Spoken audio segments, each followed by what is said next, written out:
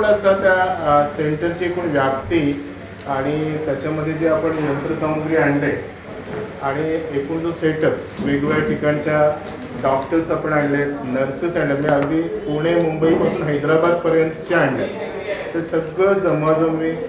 आणि तुम्हाला माहीत आहे ते इंडोर स्टेडियम होतं, त्यामध्ये बरेच मॉडिफिकेशन हॉस्पिटलच्या दृष्टीने करायला लागले. आपण आता करायचं हॉस्पिटल ते जरा चांगलंच हॉस्पिटल करू, क्वालिटी हॉस्पिटल या दृष्टीने आपण हॉस्पिटलला सुटेबल ते सगळे नॉर्म्स त्यात टाकण्यासाठी खूप मॉडिफिकेशन केली.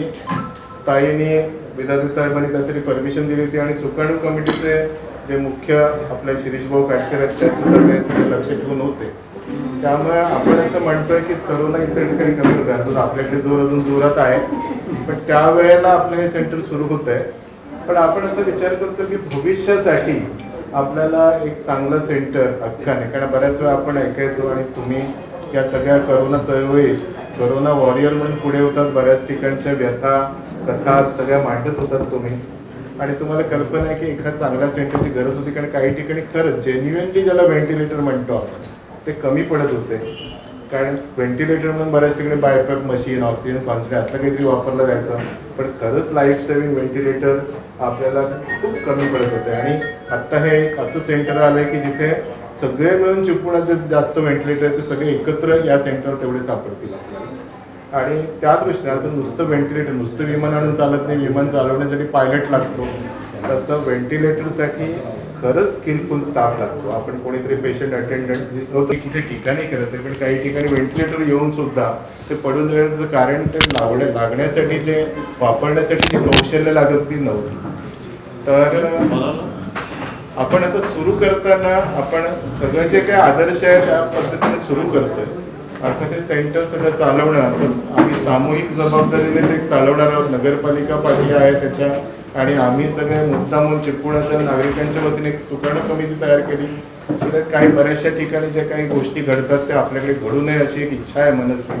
आणि दुसरं ट्रेकर्सचं सांगतीलच की अपरंतचं जास्त या प्रोजेक्ट बघण्याचा दृष्टिकोन असा आहे, कारण हे या मातीतलं हॉस्पिटल आहे आणि आपल्या लोकांना अत्याधुनिक तंत्रज्ञान पण मिळालं पाहिजे, त्याचबरोबर कॉस्ट पण मर्यादित राहायला पाहिजे आणि क्वालिटी ट्रीटमेंट पण मिळाली पाहिजे. आता ही सगळी कसरत आहे. कॉस्ट आणि क्वालिटी ट्रीटमेंट, आपण तंत्रज्ञान आणि क्वालिटी ट्रीटमेंट म्हटलं की कॉस्ट वाढते, ती कॉस्ट पण मर्यादित राहायला पाहिजे. हे सगळं बॅलन्स करताना मॅनपॉवर पण चांगली हवी, तर त्या मॅनपॉवर चांगली आणायची तर त्यांच्या पगारासाठी काहीतरी परत खर्च उभा करायला हवा. अशी सगळी कसरत आहे. आणि या सगळ्या कसरतीमध्ये तुमचं आणि गव्हर्नमेंटचे रेट सांभाळायचे आता आपल्याला पुन्हा तो एक विषय आहे.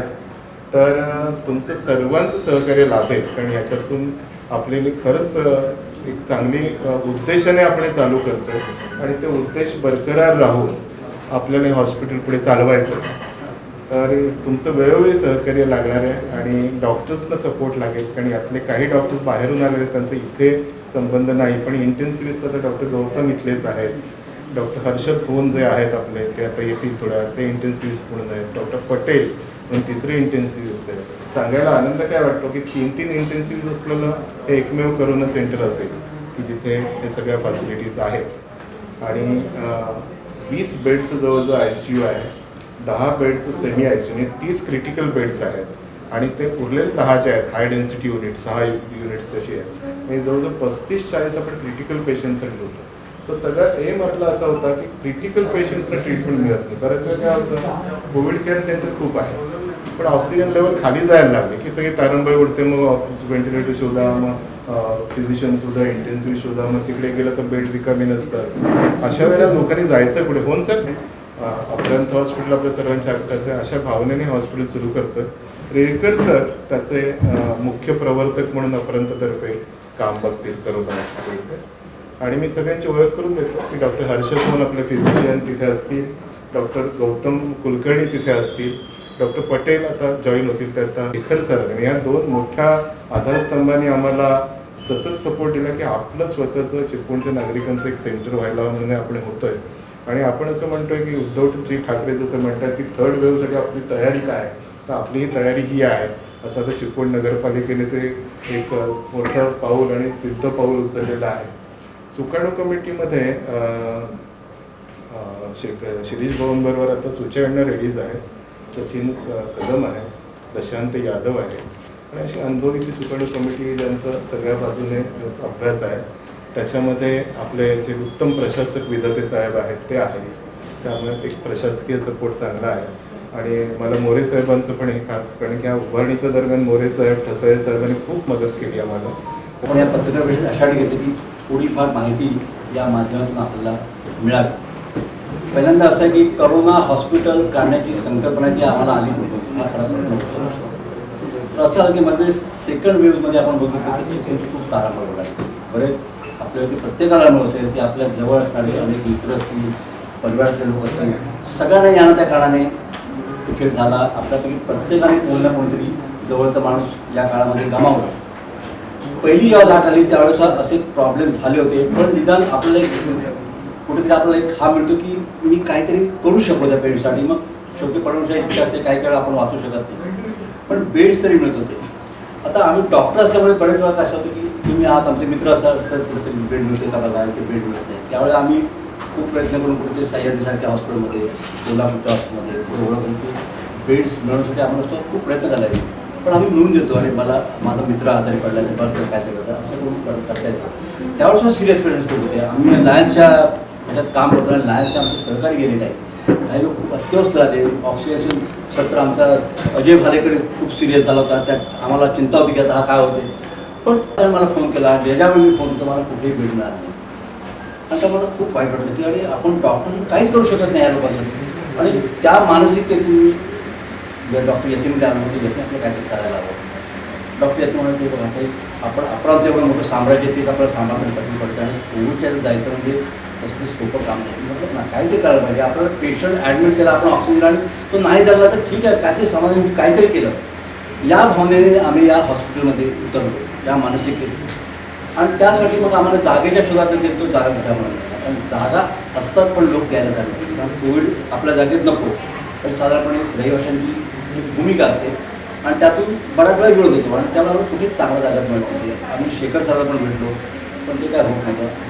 शेवटी माझ्या मनात एक गोष्ट आली की म्हटलं या गोष्टीत आम्हाला मदत करायला आमचे मित्र पण आहेत आणि चांगले प्रशासकीय आहेत, डॉक्टर्स आहेत. म्हणून विधान साहेबांना जाऊन भेटलो त्यांनी सगळे साहेब त्यांनी ती लगेच कल्पना उचलून धरली. म्हणजे क्षणातही मला आश्चर्य वाटतं की त्याने असं पण म्हणालं नाही की डॉक्टर साहेब आपण उद्याच मला काय सांगतो. माझ्यावरच ते बाहेर पडले आणि मला तुम्ही जागा दाखवतो आणि खेडेकर संकुलामध्ये त्यांनी आम्हाला जागा दाखवली. जागा हॉस्पिटलशी मी अजिबात फिट नव्हती, पण म्हटलं आता काहीतरी मिळते जागा, आपण काहीतरी करूया. आणि मग ती आम्ही जागा घेतली आणि मग या कार्याला सुरुवात झाली. त्या जागेचं हॉस्पिटल रूपांतर करण्यासाठी सगळ्या नगरसेवकांना ताईला पण त्या घेऊन होतो. त्यांनी पाहिलं की आम्हाला जरा कष्ट पडले, कारण कोरोनाचं हॉस्पिटल त्यामध्ये होतं ते काही इतर हॉस्पिटल्स नाही बनवलं. त्यासाठी आम्ही कन्सल्टंट नेमला. देशमुख नावाचे सर आहेत पुण्याचे, ते अशी करोना हॉस्पिटलची बांधणी करण्यासाठी त्यांचे कन्सल्ट म्हणून काम करतात, कन्सल्ट म्हणून काम करतात आणि अनेक हॉस्पिटलची उभारणी केली. तर हे हॉस्पिटलचे काही नॉर्म्स असतात, कसं हॉस्पिटल पाहिजे करोनाचे, किती बेड्स पाहिजे, एका बेडमध्ये किती नर्सेस पाहिजे, किती डॉक्टर्स पाहिजे, त्यांची ट्रेनिंग काय, त्यांचं शिक्षण काय, किती व्हेंटिलेटर्स आहेत, त्याचा एक रिपोर्ट सगळा तयार करून आम्हाला सांगितलं की आम्हाला हे सगळं असं अशा रीतीचं हॉस्पिटल होतं आहे. त्यामुळे हे जे हॉस्पिटल आहे हे स्टेट ऑफ द आर्ट टाईपचं हॉस्पिटल आहे. असं नाही की मला वाटलं की मी 2 नर्स मला काहीतरी ऑक्सिजन लागेल, असं नाही.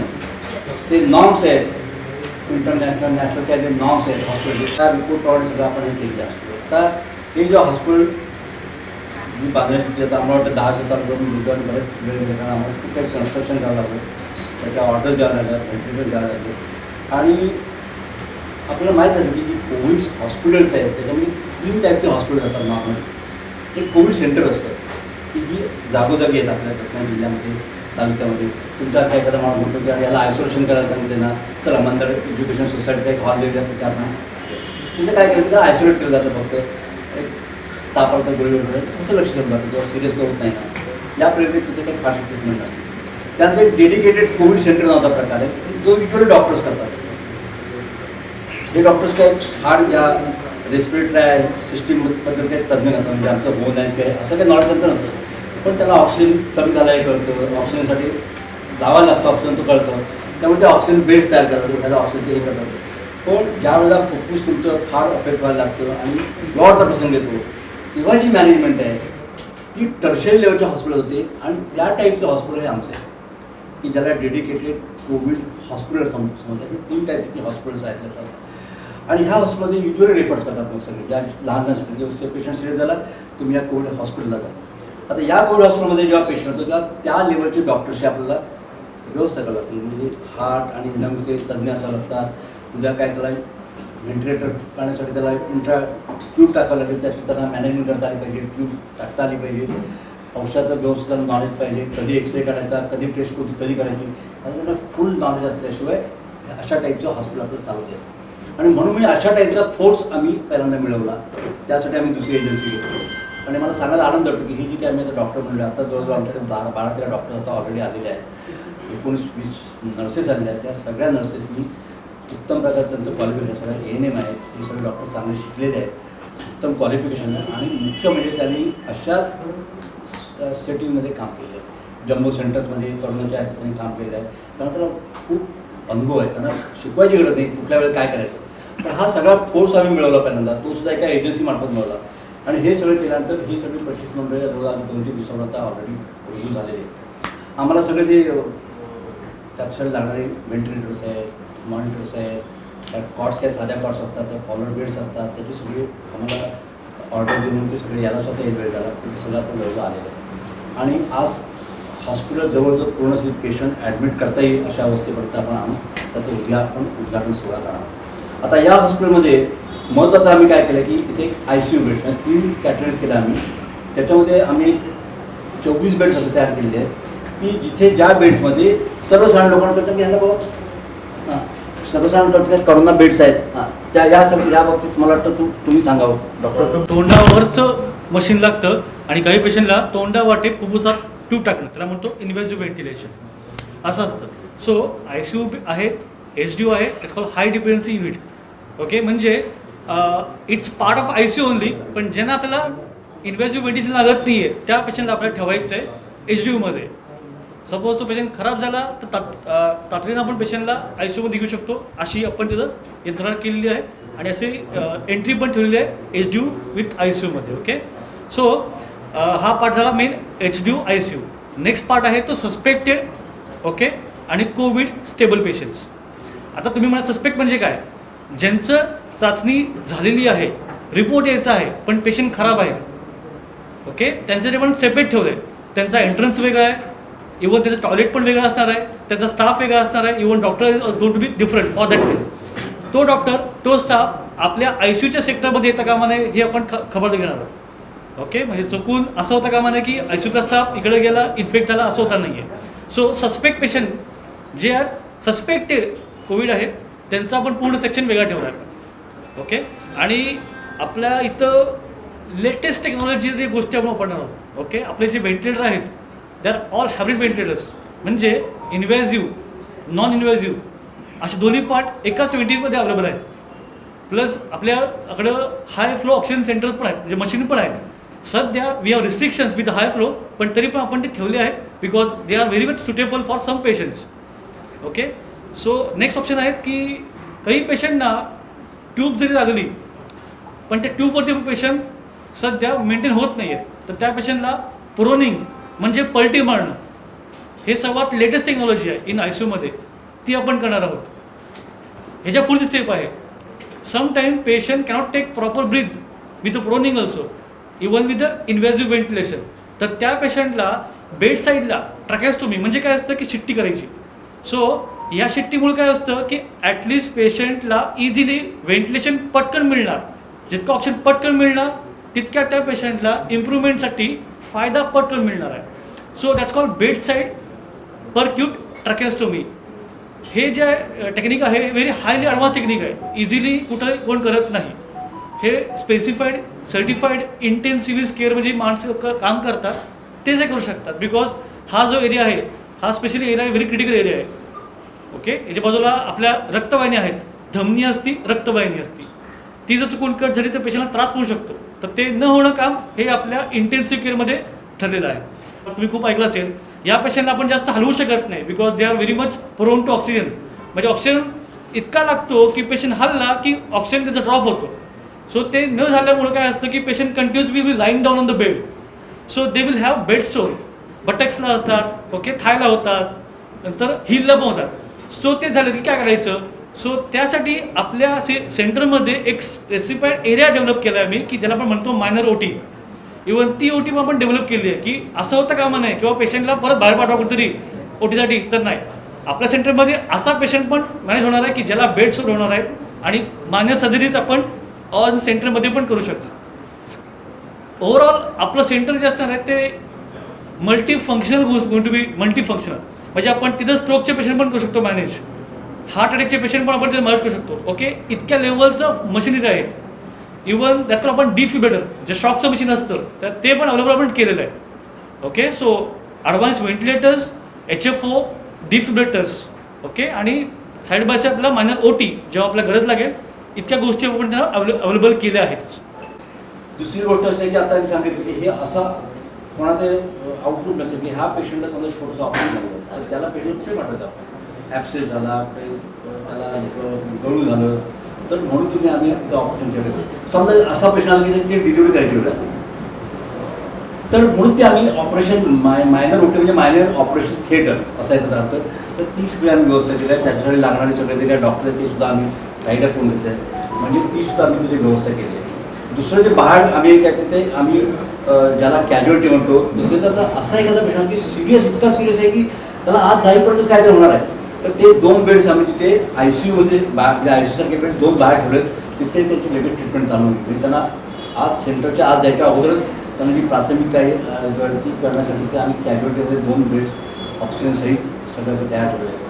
ही झाली त्या हॉस्पिटलची सगळी गोष्ट. आणि मग बाहेर सगळं बाकीच्या गोष्टी सगळ्या आहेत. बाकी काय तर तुम्हाला ऑफिस आलं लक्षात का, लोकांच्या जेवण करण्यासाठी व्यवस्था करण्याची आली, आम्हाला लॉन्ड्रीसाठी खर्च करण्यात प्रत्येक गोष्टीचे ते कपडे वगैरे सगळे बदलावं लागतात. तसं सगळ्या गोष्टीचा खूप काही विचार करून असं ते हॉस्पिटल आपण उभारलेलं आहे. ऑफकोर्स याच्यामध्ये थोड्याफार त्रुटी राहणार लक्षात का, जसा वेळ त्यात आपला स्वयंपाक काही काही प्रॉब्लेम ऐकायला येतात त्यावेळेला करत असतो. पण हे सगळं आपल्या सगळ्यांचं हॉस्पिटल आहे. हे आपणांचं हॉस्पिटल नाही, ज्यांचं हॉस्पिटल आहे कोणाचं हॉस्पिटल आहे हे सगळ्यात चिपळूण म्हणून आमचं लोकार्पण सगळं ते लोकांचं हॉस्पिटल ते आपण अर्पण करणार. तर यामध्ये सगळ्या नागरिकांचं सहकार्य हे आम्ही अपेक्षित करतो. सगळ्या गोष्टी तण मन धन जे काही त्याप्रमाणे काही त्यात अनकवर्ड इन्सिडेंट जाण्याची शक्यता आहे. तुम्हाला माहिती आहे की बरेच वेळा ह्या पेशंटमध्ये काही सगळे कोणत्या पेशंट वाचत नाही, भावनाचा उद्रेक होतो, डॉक्टरांना अटॅक्स होतात, त्या गोष्टी आपण ऐकतो. खरं म्हणजे कुठल्या डॉक्टरचं वाटतं कुठला पेशंट पण कधी कधी काही गोष्टी आमच्या हातात नसतात. किंवा इनफॅक्ट मी त्या लोकांना सांगतो की हा रोगच मुळा असा आहे की आम्ही सुद्धा आम्हाला म्हणत नाही की आम्हाला सगळं करता येतात. डे बाय डे नवीन नवीन गोष्टी येत आहेत. आता डेल्टा आला आहे काय माहिती आम्हालाही काय नव्हतं, म्युकॉरमायकोसिस आला काय माहीत नव्हतं. आता तर अशी गोष्ट आहे की आता मुलांमध्ये जी येणार आहे लाट येणार आहे आणि ती मुलांमध्ये लाट येणार आहे त्याच्यासाठी सुद्धा आपलं सज्ज राहून ते सुद्धा भविष्याचा वेध घेऊन आम्ही त्याची सुद्धा व्यवस्था केली. आणि त्यासाठी सुप्रसिद्ध बालरोगतज्ञ डॉक्टर तेंडुलकर म्हणून आहे, त्यांच्याकडे आम्ही जबाबदारी सोडणार. डॉक्टर तेंडुलकर तुम्ही या मुलांच्या करोना मॅनेजमेंट करोनाच्या 3ऱ्या लाटेमध्ये मुलं जास्त आजारी पडण्याची शक्यता आहे. आता सध्याची पहिली लाट आली त्याच्यामध्ये हार्डली 1% मुलं पेशंट होती. 2ऱ्या लाटेमधली जवळपास 2% मुलं पेशंट होती. आणि आता जी काही सध्या आपल्या हातात आकडेवारी आहे सुरतसारख्या शहरामधनं किंवा मुंबईसारख्या शहरामधनं किंवा युरोपमधल्या देशांमध्ये याच्यामध्ये असं म्हणतात की 4% मुलं साधारणपणे 4% पेशंट्स साधारणपणे मुलं असतात. मुलांची प्रतिकारशक्ती जास्त चांगली 95% मुलं 90 ते 95% मुलं कोणत्याही उपचारांशिवाय बरी होतात. उरलेल्या 5% मुलांपैकी साधारणपणे 3% मुलांना ऑक्सिजनपर्यंत न्यायला लागतं, ऑक्सिजनची थेरपी द्यायला लागते. आणि 2% मुलांना मात्र ICU ट्रीटमेंट म्हणजे व्हेंटिलेटर किंवा या गोष्टी लागण्याची शक्यता असते. तर त्या दृष्टीने आपल्या कोविड सेंटरमध्ये जी मशीन्स आहेत त्याच्यामध्ये हायफ्लो ऑक्सिजनची सोय आहे. त्याच्यामध्ये आपल्याला CPAP नावाचा जो मोड असतो ज्याच्यामध्ये आपण मुलांना जास्त प्रेशरने ऑक्सिजन देतो, कारण मुलांची लंग कपॅसिटी कमी असते, त्याची फुफ्फुसे छोटी असतात, ती फुगवण्यासाठी त्याच्यामध्ये जास्त ऑक्सिजन भरण्यासाठी जनरली CPAP मोड वापरला जातो. मुलांच्या बाबतीत आपल्याला त्यांना पालथं पण जास्त झोपवता येत नाही, कारण कंटिन्युअसली पालथं झोपू शकत नाही मुलं लहान जेवढं छोटं असेल. तेव्हा या मुलांना CPAPची गरज जास्त पडण्याची शक्यता असते. तर त्या दृष्टीने आपण अरेंजमेंट केलेली आहे. मुलांच्या रिलेटिव्हजना एकेकाला थांबण्याची आपण अरेंजमेंट केलेली आहे साधारणपणे प्रत्येक मुलाबरोबरती. 5 वर्षाच्या खालच्या मुलाला नक्कीच आई लागेल. 5 वर्षापेक्षा मोठा जर मूल असेल तर त्याला वडील किंवा कोणतीही जी व्यक्ती जिला कोरोना होऊन गेलेला आहे त्या घरातली ती त्याच्याबरोबर थांबू शकेल, कारण त्यांची प्रतिकारशक्ती जास्त असते. मुलांच्या गाईडलाईन्स पण थोड्याशा वेगळ्या आहेत ॲडल्ट्सपेक्षा. त्यामुळे मुलं साधारणपणे ॲडल्ट्सना आपण 7व्या दिवशी स्टिरॉइड्स चालू करतो, मुलांच्या बाबतीत आपण 9व्या दिवशी स्टिरॉइड्स चालू करतो. तर या ज्या गाईडलाईन्स आहेत त्या थोड्याशा वेगळ्या आहेत. टास्क फोर्सने जे रिकमेंडेशन्स दिलेली आहेत ती पण थोडी वेगळी आहे. पण जसं ॲडल्ट्ससाठी आहे, मी आता या ठिकाणी डिटेल्समध्ये जास्त जात नाही, कन्फ्युजन जास्त होऊ नये म्हणून, पण ज्या पद्धतीनं ॲडल्ट्समध्ये अगदी माइल्ड सिम्पटम असलेले पेशंट, कमीत कमी लक्षण असलेले पेशंट ज्यांना काही लागणार नाही आहे, फक्त थोडीशी औषधं सोडून, औषधोपचार सोडून आणि ऑब्झर्वेशन सोडून, ते असा पेशंट की ज्याला आपण व्हेंटिलेशन लागणार आहे, ज्याला आपण ट्यूब टाकून व्हेंटिलेटरवर टाकायला लागणार आहे, ते सर्व पेशंट्स या हॉस्पिटलमध्ये हाताळता येतील अशा पद्धतीने आपण सोय केलेली आहे. चिपळूणमधल्या मुलांना आतापर्यंत कराड, मुंबई, कोल्हापूर असं शोधत फिरायला लागायचं. तर तशा पद्धतीची परिस्थिती आता या तिसऱ्या लाटेमध्ये येऊ नये. कारण मुलं जर दुर्दैवाने, आमची अशी मनापासून इच्छा आहे, मी स्वतःही पालक आहे, की आपण मुलं आजारी पडू नयेत, अफेक्ट होऊ नयेत. पण जर झाली तर त्यांच्यासाठी आपल्या सेंटरमध्ये पुरेशी सोय आहे, अगदी सुरुवातीच्या स्टेजपासून ते अगदी सिरियस पेशंटपर्यंत. कोविडच्या अनुषंगाने काहीतरी पावलं उचलली जावी. त्याच्यामध्ये आपण वेळोवेळी विचार करून काय करता येईल या अनुषंगाने मास्कचं वाटप असेल, साबणांचं वाटप असेल, जनजागृती असेल, पेशंट सापडल्यानंतर तिथलं सॅनिटायझेशन असेल, फवारणी असेल, ह्या गोष्टी वेळोवेळी करत होतो. परंतु हॉस्पिटलच्या अनुषंगाने काहीतरी पावलं उचलली जावीत अशी एक नागरिकांकडून मागणी होती, सदस्यांची इच्छा होती. आणि या बाबतीमध्ये फक्त विलगीकरण कक्ष म्हणजे आयसोलेशन सेंटर, जनरली बाकी नगरपालिकांमध्ये ह्याचं प्रमाण जास्त आहे विलगीकरण कक्ष चालू करून हे करण्याचं, त्याच्यावरती भर थोडा कमी होता. कारण या दुसऱ्या लाटेमध्ये जीव जाण्याचं प्रमाण थोडं वाढलं होतं मधल्या काळामध्ये. त्यामुळं अल्टिमेटली माणसाचा जीव वाचावा असं काहीतरी घडलं पाहिजे असं एक सगळ्यांचं मत होतं. पण मार्ग सापडत नव्हता, कारण त्याला लागणारा सगळा मोठा सपोर्ट स्टाफ, टेक्निकल स्टाफ, कारण उद्या सुरू केलं मात्र ते चालवताना लागणारं टेक्निकल स्टाफ ही खूप मोठी अडचण होती. कारण आजही स्टाफ, मेडिकल स्टाफ अवेलेबल नाही आहेत. आज पाहिलं तर ज्या ज्या ठिकाणी कोविड सेंटर्स आहेत त्यांना त्याची त्रुटी भासते.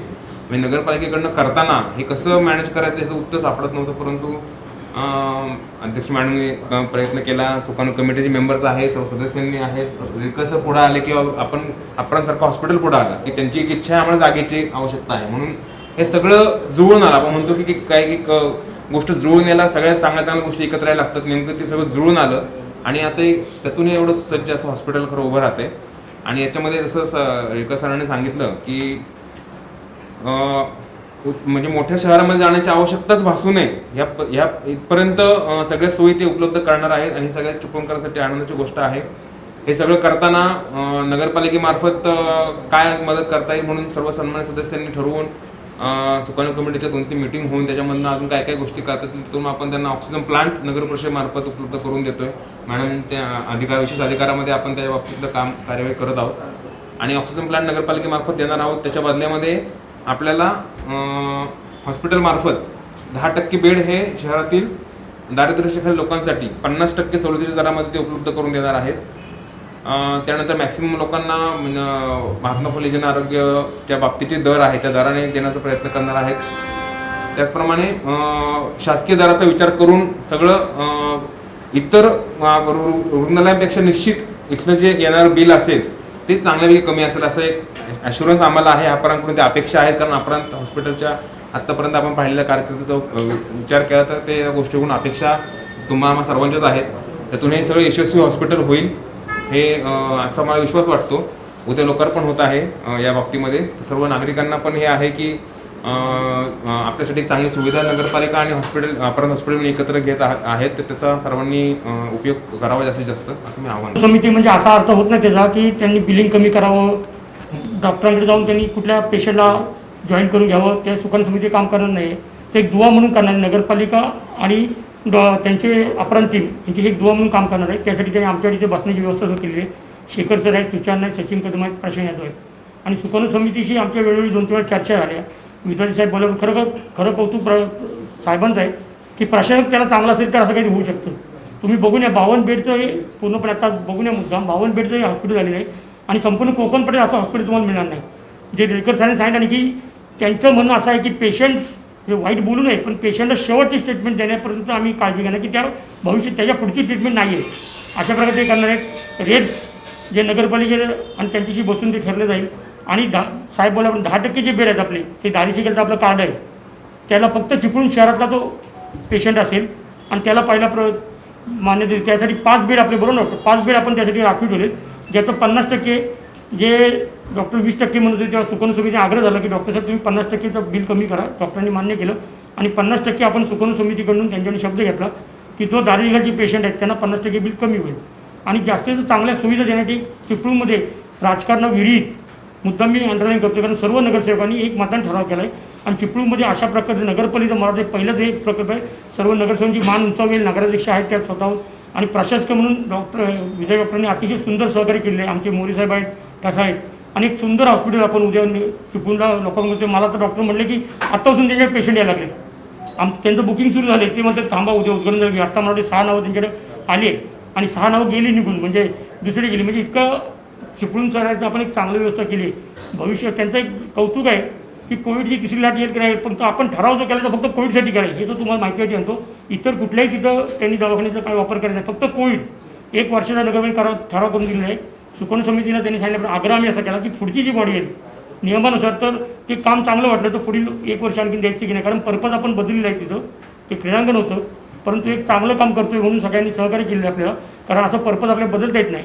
परंतु ते क्रीडांगणमध्ये एक आपण चिपळूणकरांसाठी सोय व्हावी आणि चिपळूण शहराचं एक नाव उंचावं आणि आत्ता नगरसेवकांची 4 महिन्यांचा टर्म संस्थांचं त्यांच्या कारकिर्दीत एक सुंदर मोठं काम झालं. नगराध्यक्ष त्याला हातभार लागला आणि सगळे नगरसेवकांनी एक मताने हातावर घालून काम केलं कारण चिपळूणमधील आपल्या सगळे शिस्त काय ते एक सांस्कृतिक राजधानी आपली आणि चिपळूणमध्ये एक चांगलं काम झालं आहे. आपणांचं मी कौतुक करतो मला ते पहिला अर्ज त्यांचा होता नगरपालिका बोलू सर डॉक्टरांचा अर्ज होता नंतर काही अर्ज होती पण नंतर मग चर्चा आली की स्थानिक आहेत आपले डॉक्टर रेडकर डॉक्टर सहकारी आहेत गौतम डॉक्टर एक चांगला अनुभवी माणूस आहे आणि एक चांगली टीम आपण निर्माण केलेली आहे. दारिद्र्य रेषेखालचं काय सांगितलं जरा बरं सांगा. आपला दारिशीकडचं जे कार्ड आहे ना आपलं रेशन कार्ड तो ॲडमिट पेशंट झाला आता समजा 10 आले तर पहिले 5च घेणार ते हॉस्पिटलला आपण अधिकार दिला आहे. कुठलाही नगरसेवक कुठलाही सुकन समितीचा फोन करणार नाही की हाच घ्या तोच घ्या म्हणजे तिथं राजकारण काही होणार नाही. फर्स्ट कम फर्स्ट हां तर जे बिल होईल त्या बिलातलं 50% बिल पण तिथं दारिद्र्य रेषेखालच्या रेशन कार्ड धारकांना मुळात जीवन ज्योती योजनेचा लाभ मिळतो. तो आपल्याला अजून आपण तसं इथं त्यांनी ते सांगते हे हॉस्पिटल ह्या हॉस्पिटलमधून ते घेतलेलं नाही ते डेलवनमध्ये आहे मला वाटतं त्याच्या अंडर आलेलं आहे. हां अजून आलेलं नाही म्हणून आपण तो सुकन समितीचा आग्रह झाला डॉक्टरना ते 20% म्हणजे आपण 50% करून घेतलं आहे सुकन काय समिती. झालंय ना आता बराच वेळ झाला हॉस्पिटलची डागडुजी चालू आहे सगळं रंगरंगोटी पत्रे वगैरे सगळं सुशोभीकरण चालू आहे. नागरिकांच्या मनामध्ये प्रश्न असा पडतो की हे मुळात एकदा अपरांचं आहे की नगरपालिकेचं हे आधी कळत नव्हतं जोपर्यंत ते बोर्ड लागत नाही तोपर्यंत बातमी येत नाही. लोकांना अपेक्षा अशी आहे की हे नगरपालिकेचं हॉस्पिटल आहे आणि ते कोविडच्या रुग्णांसाठी फ्री असणार आहे अशी असा लोकांचा समज आहे. नाही, तसा नगरपालिका फंड नसेल. नाही म्हणून मी मगाशी उल्लेख केला ॲक्च्युली करण्यासाठी जागा आणि तिथलं इन्फ्रास्ट्रक्चर हे पुरेसं नसतं तिथं. जसं डॉक्टर जाधव सरांनी मगाशी सांगितलं की आता जवळपास 3 फिजिशियन 10 डॉक्टर्स 25 नर्सेस आणि 20 मला वाटतं ॲडिशनल स्टाफ आहे आपण म्हणूया साफसफाई कर्मचारी म्हणजे 60 ते 65 कर्मचारी यासाठी त्यांनी ते उपलब्ध करतायत. आणि हे फक्त आपल्याला विलगीकरण कक्ष नगरपालिकेमार्फत सुरू करून नागरिकांसाठी केलं म्हणून एक नगरपालिका दाखवू शकली असती परंतु विलगीकरण कक्ष ही मुळात मागणी तशा स्वरूपाची नव्हती. लोकांचा जीव वाचणं आणि ज्यांना अगदीच बाहेर पडून घेणं शक्यच नाही म्हणून त्या आशा सोडून द्यायची अशा लोकांना एक आशा निर्माण करणं हे बेसिकली काम होतं. हे सगळं स्टाफ उभा करताना त्यांचा लागणारा पगार मेंटेनन्स एक प्रचंड मोठी कॉस्ट आहे. ते चर्चा करण्याचं कारण नाही किंवा आणि कारण हा माझा अधिकार पण नाही पण हे करणं हे इतकं साधं सरळ गोष्ट नाही आहे. परंतु नगर परिषद अध्यक्ष मॅडम असतील सदस्य असतील सर्व कमिटीचे मेंबर्स असतील ती इच्छा एकच आहे की याच्यातून काही जीव वाचले तरी ती जागा सक्सेसफुल झाली ते हॉस्पिटल सक्सेसफुल झाली इतका विचार करून ते केलेलं आहे. पण सोहळ्यात तुम्ही सगळे सहभागी झालात आणि तुमचा फार मोठा सपोर्ट आहे. उद्या चिपळूण नगर परिषद आणि अपरांत हॉस्पिटल यांच्या संयुक्त विद्यमाने चिपळूण कोविड हॉस्पिटल सुरू होतं आहे आणि त्याचं लोकार्पण सोहळा आहे. दिग्गज नेते उद्या येणार या लोकार्पण सोहळ्यासाठी. खूप चिपळूणवासियांना मला खूप आनंद वाटतोय कळवायला की आपल्याकडे कोविड हॉस्पिटल झालं आहे आणि त्याचा लाभ आपल्या सगळ्यांना मिळणार आहे. कुठेही पुणे मुंबई सांगली कोल्हापूर इथे जावं लागणार नाही असा मी विश्वास त्यांना देते. कारण ह्या कोविड हॉस्पिटलमध्ये दिग्गज आमचे फिजिशियन आहेत. आता मला वाटते ICUमध्ये 3 फिजिशियन आहेत. त्याशिवाय ENT आहेत, सायकोलॉजिस्ट आहेत, फिजिओथेरपिस्ट आहेत. नुसतं कोविड सेंटर म्हणजे तिथे नुसतं ट्रीटमेंट दिली जाते असं हे हॉस्पिटल, असं हे सेंटर नाही आहे. कारण आता मी प्रत्यक्षात मुंबई पुण्यात सुद्धा मी काही नातेवाईकांना घेऊन गेलं तर ते मोठमोठ्या हॉस्पिटलमध्ये मी प्रत्यक्ष पाहिलं आहे की तिथे डॉक्टरांची टीम येते, फिजिशियन असतात, फिजिओथेरपिस्ट असतात, कारण ENT फार महत्त्वाचं आहे. मी डॉक्टर देशमुखांनाही म्हणाले की नाक चोकअप होणं फार फार चालतं, म्हणजे फार प्रॉब्लेम होतो आणि त्यामुळे ENTची तिथे फार गरज असते.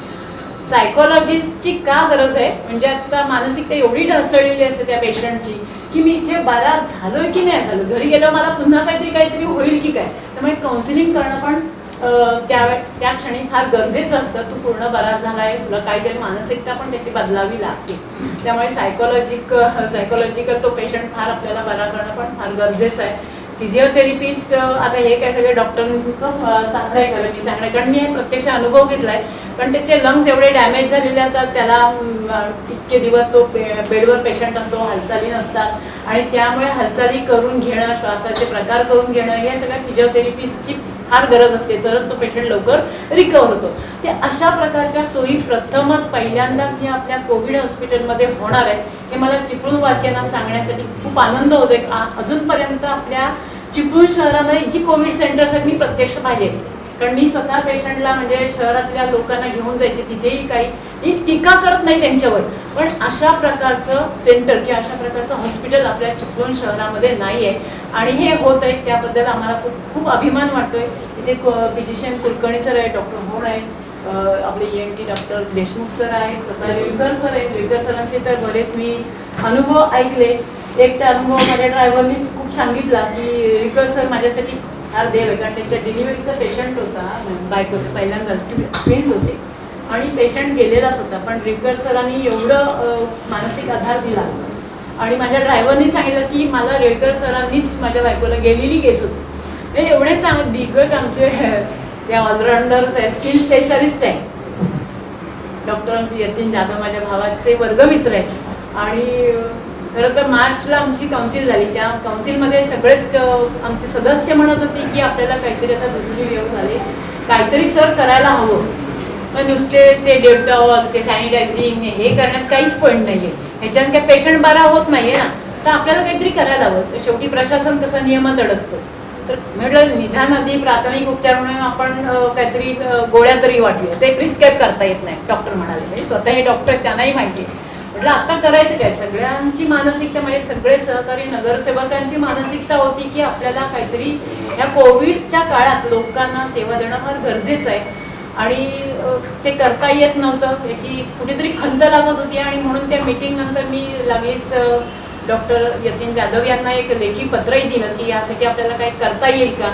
आणि त्या पत्राचा रिप्लाय म्हणून त्यांनी डायरेक्ट त्यांची सगळी टीम आहे जी अपरांची आणि कन्सल्टिंग एकमेकांशी करून आम्हाला चिपळूण नगर परिषद तसं पत्र दिलं आणि तातडीने आम्ही तो निर्णय घेण्याचा प्रयत्न केला. त्यासाठी आम्हाला आता हा निर्णय घेण्याची महाविकास आघाडी आहे, आम्ही काय 1 सत्ता नव्हे, पण ह्या काळात आम्ही नक्कीच एका हातावर अडकून चिपळूण शहरातील लोकांना आम्हाला जगवायचं होतं. एकच हेतू होता की ते आम्हाला कुठल्याही प्रकारचं राजकारण करायचं नव्हतं आणि हे करताना कुठेतरी या सगळ्या नगरसेवकांना बाइंडिंग करण्यासाठी आम्हाला शिरीष भाऊ काटकर यांनी फार मला मदत केली. कायम त्यांच्याशी माझे कॉन्टॅक्ट्स असायचे. आपण सगळ्यांना एकत्र आणून हा जो काय उद्देश आहे तो आपण समजावून सांगायला हवं, कारण व्यक्ती तितक्या प्रकृती असतात, सगळी मनं एकत्र जुळायला हवी. एवढं सगळं जुळून आणणं सोपं नाही आहे. त्यासाठी सुकाणू समितीही आमच्या 3-4 मीटिंग मला वाटतं शिरीष भाऊ अण्णांकडे झाल्या या कोविड हॉस्पिटलसाठी आणि त्याच्यातून सगळे म्हणजे त्या डॉक्टर्सना पण बोलावून घेतलं काय करावं लागेल आणि अशा प्रकारचं ते निर्णय ठाम झाला. सभागृहात पण एक मताने ठराव झाला. त्यामुळे उद्या हा लोकार्पण सोहळा होतोय, कुठलंही राजकारण नाही, कुठलंही क्रेडिट घेण्याचा विषय नाही आणि आम्हाला एकच आमचं ध्येय होतं की चिपळूण शहरातील लोकांना जास्तीत जास्त या कोविड हॉस्पिटलचा चांगला उपभोग कसा घेता येईल हाच आमचा उद्देश होता. कारण मला असा एक विश्वास लोकांना द्यायचा आहे नागरिकांना की ह्या चिपळूण नगर परिषद आणि अपरांत हॉस्पिटल जे कोविड हॉस्पिटल आहे त्याच्यातून कुठलाही पेशंट गेला तर मुंबई पुण्यात जाण्याची वेळच येणार नाही असा मी नागरिकांना विश्वास देते. आणि सगळ्या ह्या अपरांतची जी टीम आहे जमले डॉक्टर पण काय काय बरंच काय काय बोलत होते, असं करायचं आहे तसं करायचं आहे. हे सगळ्यांकडून आम्हाला बऱ्याच सूचना येतात आणि ही अपरांची टीम आहे. डॉक्टर रेवकर तर आहेतच खूप छान, आणि आमचे यतीन जाधव ते नेहमीच मी फोनवर कॉन्टॅक्ट होते, हा पेशंट आला आहे तो पेशंट आला आहे, नेहमीच सहकार्य करत असतात. आणि या बाबतीत त्यांनी सुद्धा या दोघांनी खूप पुढाकार घेतला आहे आणि कोविड हॉस्पिटलसाठी खूप मोठं त्यांचं योगदान आहे. आणि प्रशासनाचे म्हणजे डॉक्टर आमचे मुख्याधिकारी डॉक्टर वैभव विदा ते स्वतः डॉक्टर आहेत, त्यामुळे ह्या यातना ज्या कोविड पेशंटला होतात तर त्यांना स्वतःही माहिती आहे काय हाल होतात पेशंटचे. पण डॉक्टर जेव्हा डॉक्टरची पदवी घेतात ते शपथ घेतात, माझा पेशंट बरा झाला पाहिजे, मी कर्तव्याला म्हणजे काय असेल ते, तेव्हा ते स्वतः डॉक्टर लगेच तुम्हाला कळतं. आम्ही राजकारणी आम्हाला विचार मॅडम तिथे ॲडमिट केलं आहे काय कळायला मार्ग नाही. मग अशी ही सोय ह्या हॉस्पिटलने केली आहे, त्यामुळे तुम्हाला अगदी खूप खूप धन्यवाद देते. पालकर डॉक्टर्ससुद्धा आहेत, सगळे डॉक्टर्स सगळ्यांना, बालरोग तज्ज्ञ आमचे कुलकर्णी सर आहेत, हां सॉरी तेंडुलकर सर आहेत, म्हणजे इतकी सगळी टीम आहे. ह्या टीमवर्कने हे सगळं हॉस्पिटल सुरू होणार आहे. त्यामुळे मला फार अभिमान वाटतो ही सेवा चांगली चिपळूणकरांसाठी, चिपळूण तालुक्यातल्या लोकांसाठी, मला वाटते ह्या जिल्ह्यासाठी उपयोगी पडेल. आणि जो जिल्ह्यात संपूर्ण महाराष्ट्रात जो जिल्ह्याचा 2 नंबर आहे तो मला वाटतं तो रेशो आता खाली येईल आणि आपण कोरोना मुक्त हा जिल्हा होईल असा मी विश्वास व्यक्त करते. धन्यवाद.